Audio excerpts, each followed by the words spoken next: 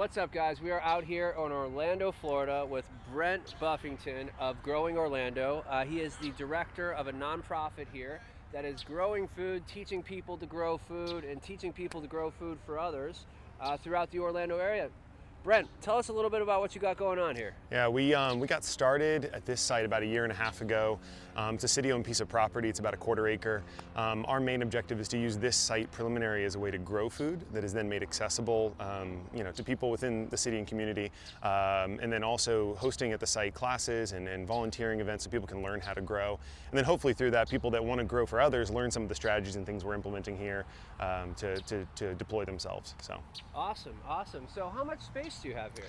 The whole site's about 1/4 acre, but due to limitations, we're growing on a lot less on the internal section of the site. Okay. We have some fruit trees and things along the perimeter, so we're trying to maximize the full 1/4 acre, but due to certain permitting, we have to be, most of the garden beds are on the central portion of the land. So now this is my first 10 minutes in Orlando. We just rolled in from Miami. Yeah. We are downtown. Yes. This is not the suburbs by any means. Yep. We've got the Magic Stadium right there. Yep. Tell us a little bit about this area. Yeah, so we are literally in downtown, just 2 blocks west of I-4-408 corridor, so it's like right in the center of downtown.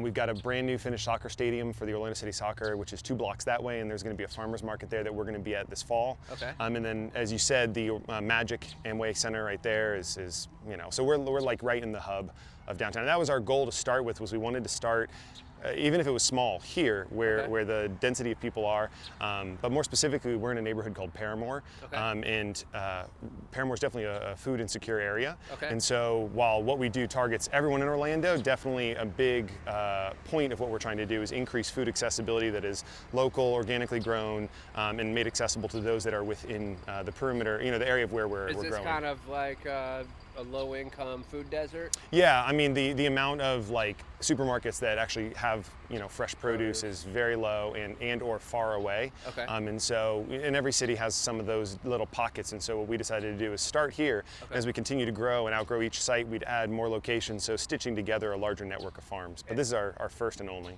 Amazing. So, and that's really makes a lot more sense than having 1,000 acres and trucking everything around. What this does, I'm assuming, is brings people here. It's taken a lot. It looks pretty. This is an incredibly well organized and beautiful farm, my friend. But what are some of your goals moving forward? And then what are some of your complications or setbacks or things that have been speed bumps a little bit? Opportunities for improvement, I like to call them. Yeah. The goals on end are definitely to start to really make sure we're maximizing how much we can get out of this site and location, and then also to continue to connect with individuals and find out what they really see as the most valuable way for us to operate in the community. Not what we want, but what they find most valuable. Exactly. So is it us growing more food and then just being a local source of food, or is it really empowering people to grow for themselves? Because if we can shift more of our energies into classes and equipping people to grow on their own at home, we'd love to do it. Exactly. So and so that's really where we're still trying to decide where the biggest demand is. Is that challenging? Just logistics and time. Like I still work a job and then I do this. So getting the organization to a point where we have interns and employees and people that can kind of maintain and run the ins and outs of everything, so that we can really serve the community. Yeah. Now, where is your funding coming from? We received initial capital over the course of 2015 that we were able to use to get initial equipment and just tools. And right now, with what we've been bringing back through income from some produce sales, and even the minimal just outbound, seeds and most water is really small, on us. So since we don't have any paid positions or anything, right now we're kind of breaking even as is. But the goal obviously would be, as we look to increase operations, to generate additional revenue through both produce sales, but then classes and different opportunities there. Awesome. And if somebody wanted to help out either financially or volunteer out here, how would they get a hold of you? We have our website, growingorlando.org. We're really active both on social media, like Facebook, Instagram, Twitter. Awesome. And then also through our website, you can reach out to me. Right now, as of today's date, which is probably whenever this video will go up, Friday mornings, 8 to 11 is our volunteer morning. And that's pretty consistent. Summer, we've gone up and down over summer just because it's really hot in Florida. But once we get into the regular growing season for us is like September till June. We'll be here every Friday. So. Awesome. Now, this looks like a pretty natural farm. I see bees, I see pollinators. We've got attack birds. This is you guys are really bioremediating the space. There's dragonflies. Are you using any pesticides or chemical fertilizers here? No, we adhere to USDA organic standards or better. Okay, you know, so awesome. a typical bed prep for us after we had our initial, we did initial tilling of the site, but after we're done with the crop and we pull out any excess, we aerate, with a pitchfork, some compost, and then also some just organic fertilizer. Okay. And then obviously within any organic farm, if we find a certain pest or issue, we'll treat it organically. Gotcha. We've dealt with some aphids recently, so we'll use your insecticidal soaps that meet organic standards. Gotcha. But yeah, no, biodiversity is a big part of what we wanted here. So rather than just being a monoculture of one crop, we've got diversity, we've got some perennials, we have our annuals mostly in the center of the site, but on the outside continuing to propagate life. So yeah, and using some permaculture kind of techniques to do that, and keeping using some companion planting. I love the sunflowers here on the edge. Let's take a little walk around and show us a little bit. Yeah. I noticed this first, the Moringa oleifera. This is one of my favorites here.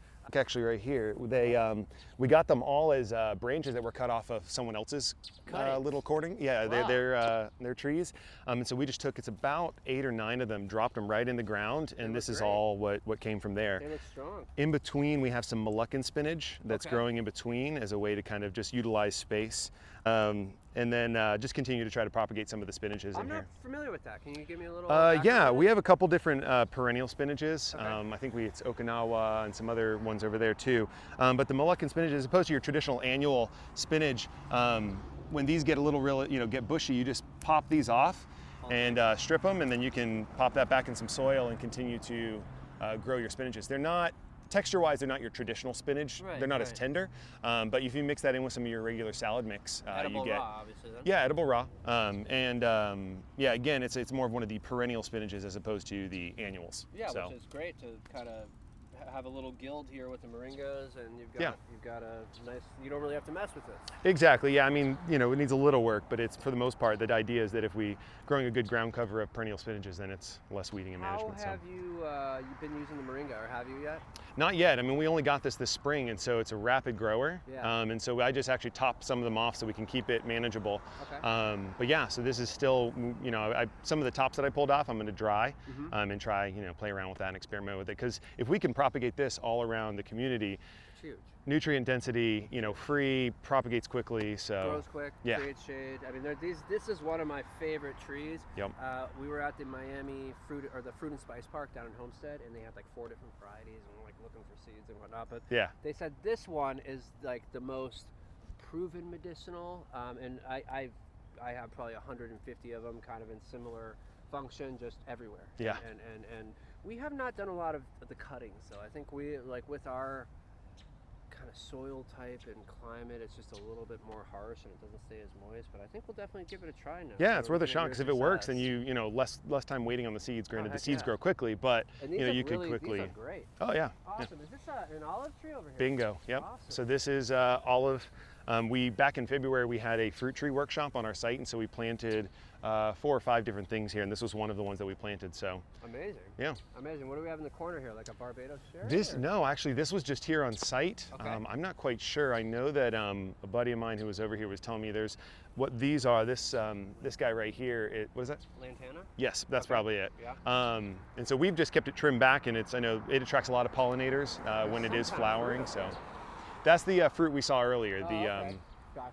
Yeah. Right on. Cool. Well, let's kind of get through here. We have a Brogden avocado. Beautiful. We have a Juliet mango. Awesome. And then we also have jabuticaba. Okay. So your Brazilian fruit. And so those, you're not in southern Miami, but you can still get away with a lot of this tropical stuff. Yeah, we southern Florida. Yeah, we definitely get cooler temperatures throughout the year, especially winter time, and by cooler I mean above freezing, but still cooler than what Miami gets throughout the year. But also steer clear a bit away of some of the really, really high temps that they get in South Florida. So yeah, right on. Okay, so we got a little banana grove. Got a little, what kind of bananas are you doing here? These actually were just donated to us as roots. Someone literally took all the root balls. Okay. Took them. The bird's attacking green bean. The root balls, we put them in about a year ago. I'm sorry. No, yeah. Oh, green bean. Oh, she'll be okay. All right, we have a bird here that's attacking green bean. Doesn't really care for it. Anyway, so we got these root balls. Yep. I'm not quite sure again what variety they were, but we weren't going to turn down free banana roots, and so popped them in. This is about a year of growth, and so we haven't seen any fruits from these yet, but we'll see them shortly. So awesome. Yeah, we have a yerba mate plant back there as well that Which was one is giving that? us. I've never It's heard. actually right here. Oh wow. So now, is the tea made from the leaf? Yep. So almost like you would your moringa, you would cut off parts of it. Well, it's just a leaf at this point. You'd have to dry it out and then chop it up, and then you'd have yerba mate. Like your tea. Yeah. Awesome. Never eaten it raw, but does it taste at all? Tastes just like the tea. Oh. Like it, but it's just it's not as concentrated. Like you gotta work for it a little harder. This is a little chaos of perennials as well. So we had some other perennial spinaches in here, and then also this is actually chaya. Oh, okay. So like it's the seed, not chia, yeah, okay, or like okay. So chaya, the greens are actually, if you eat it raw, are poisonous. Oh wow.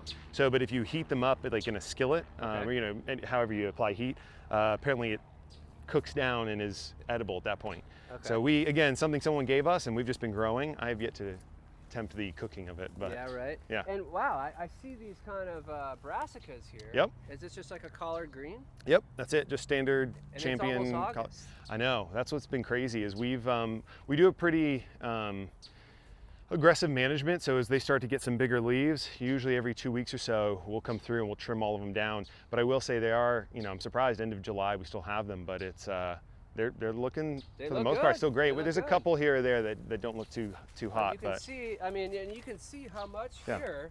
Like each of these little indentations, and this is one of the shorter ones. Yeah. But that's a leaf. I mean, this has had probably 120 leaves on it. If you can grow your kales or brassica, or like collards, like you can really get high yield. Oh yeah. And that's what we aim for. And what is this a crop that you guys have found really good use for in the area? There's definitely a demand within the community we're in. People like collards. Mm-hmm. It's something that for volunteers who are out working in the garden, it's something they are really comfortable with cooking. Okay. People not as comfortable with the kohlrabi, but when it comes to the collards, people are really comfortable with it. Brent, over here, I see you've got one of my favorite vegetables here, the lacinato or Tuscan kale. It's got a couple different names or varieties. Next to tomatoes. Yep. Now, the tomatoes are not as pretty as they might have been a month ago, Yep. but they're still loaded with fruit. Yep. And it still tastes good. Yeah, they're definitely on their way out. Again, pushing growing in July, unless you have shade in Florida, can be challenging, especially with certain varieties. Like, again, you mentioned with the collards, but our kale is just hanging on. We still have a couple plants that are producing good leaves, but definitely feeling the heat.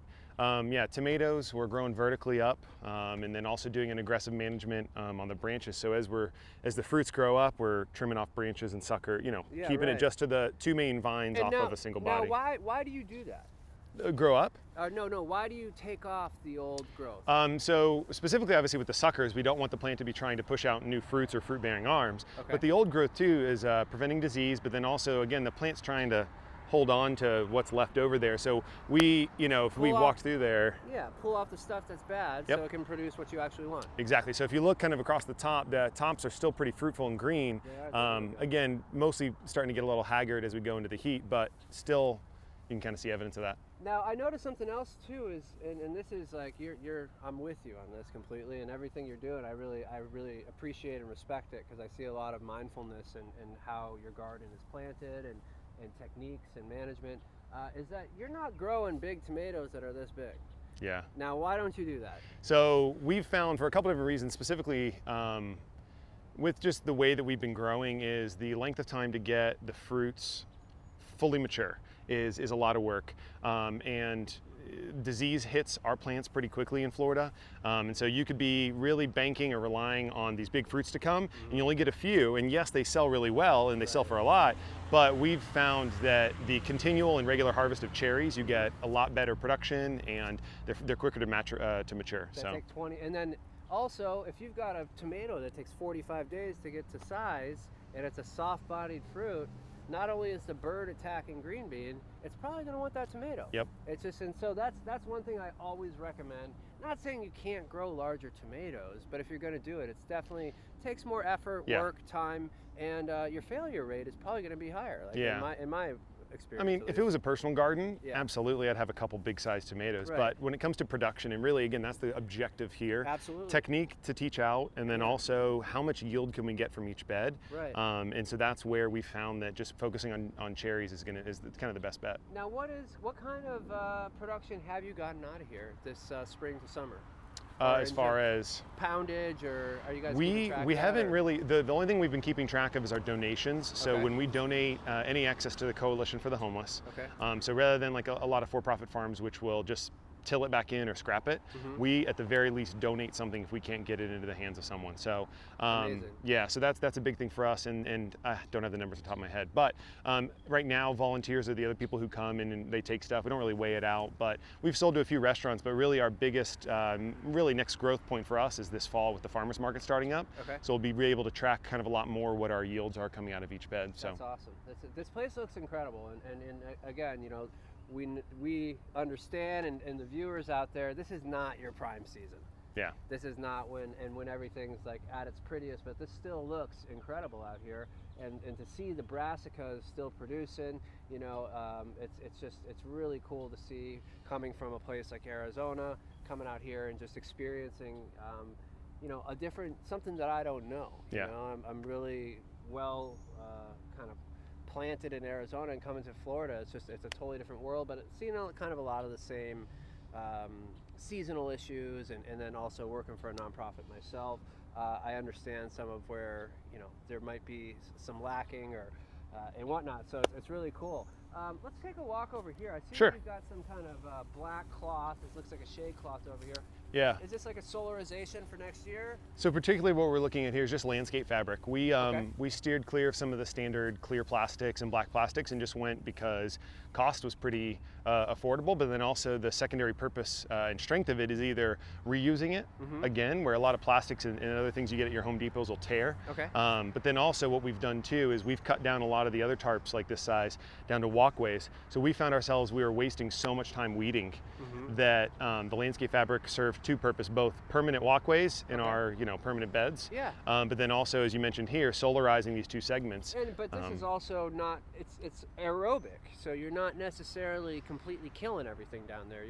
There's still some air going down, but a plant's not going to grow up through that. So. Yeah, yeah. And now with this, are you going to go through and poke holes, or will you remove this? And We'll remove this, but actually just earlier today we finished cutting out a bunch of 3 foot, because our beds are their standard, you know, 30-inch beds. So we've got the 3 foot fabrics that we're going to use for certain crops again next season. So just to keep the weeds down, mainly? just to keep the weeds down, yeah. So this will take off. We're going to completely restructure these beds over here. But then we do have fabric that we're going to put on for certain crops, like our tomatoes and crops that are going to be in for longer length of time. But just to show people over here, the difference is there was a gap over there between where the fabric hit, and that is what the whole field would look like if we didn't cover it, which is why, you know, we have a couple open beds right now because we finished cropping them out. But whenever you have open soil, you're just asking for, you know, weeds and grass to take hold. And so whenever, as quickly as possible, always recovering back up with something, whether it's a crop, cover crop, plastic, something. Awesome. I love that. Now, what do we have going on as far as irrigation? It looks like you got some poly tubing. Now, is it just like a 1/2-inch poly with or a drip tube, or what do you got going on? Yeah, we've got your mainline irrigation running out to each of the segments. Okay. We're playing around still with what works best in Florida. We've steered clear, unlike your Curtis's and others who do a lot of sprinkler based and overhead. We have found that excess moisture throughout the day in Florida causes a lot of fungal growth and also can damage the leaves and plants. Absolutely. So we're trying to still figure out and play with maybe doing a sprinkler for the segment down here for things like our carrots and radishes, but then focusing on drip for some of our bigger crops up here, things we transplant on the north end of the property. Okay. But we do run drip. Currently we're running drip tape to all the beds. Now, so. do you guys use like a municipal water? We do, yeah. Because where we are and because it's a leased property, there's no well or anything here, and we just hook up to the main hookup. Awesome. Yeah. So now, what do we have here? It looks like some tree waste or mulch. Yep. And then this is two different things. This is just a tree company dropped it off. We've used it for a couple projects on site. Okay. And then this is actually mushroom compost from Monterey Mushroom. So there's a mushroom farm here in up in Zellwood that what they do is they grow the mushrooms, and then the excess down in the bottom, which is the organic matter that it was growing in, plus the root system from the mushrooms, ends up breaking down and being very rich. And so really nice. we get probably 2 or so big dump trucks full a year throughout the season, because after every plant we put more compost back into the beds. Now, do you guys get the edible mushrooms popping up? No. Yeah, I've never seen that, but I wouldn't put it past it being a possibility. But yeah, so we don't have enough real space to do like a compost that we would use exclusively, which is why we're going to have to ship this in.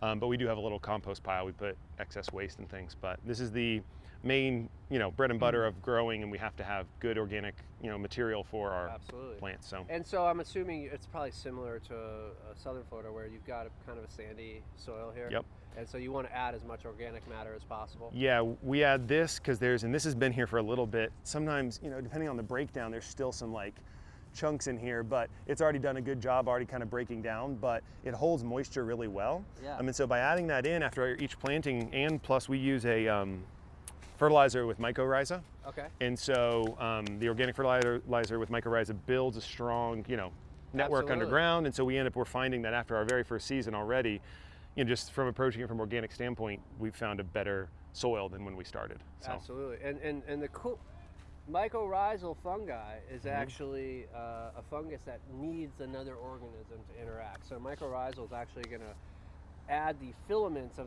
these white filaments you see in the ground, and it basically extends your water absorption, nutrient absorption, and helps the plants really talk to each other. So always good to have endo and ecto mycorrhizal. Well, anything else that you really want to share with us out here? This is a really amazing project. People can get a hold of you. Yep. You've kind of got a little tour here. Anything else, Brent? I think that's it. Obviously we want to connect with individuals, especially if you're in Central Florida area, or if you're somewhere else and you kind of want to learn about what we're doing. But if you're in the area and you want to get involved and get connected and figure out how we can continue to grow and spread kind of the projects we're working on, we really just need hands. We need people who are interested but want to learn, and that's the big thing too. You can deal with the heat and being tired and exhausted if you're hungry to learn and be passionate. So. That is the truth. Well, thank you so much for having us out. Growing Awesome. Orlando, Thanks. guys. We're Farm Trippin, Orlando, Florida. Brent Buffington. Thanks again. Awesome.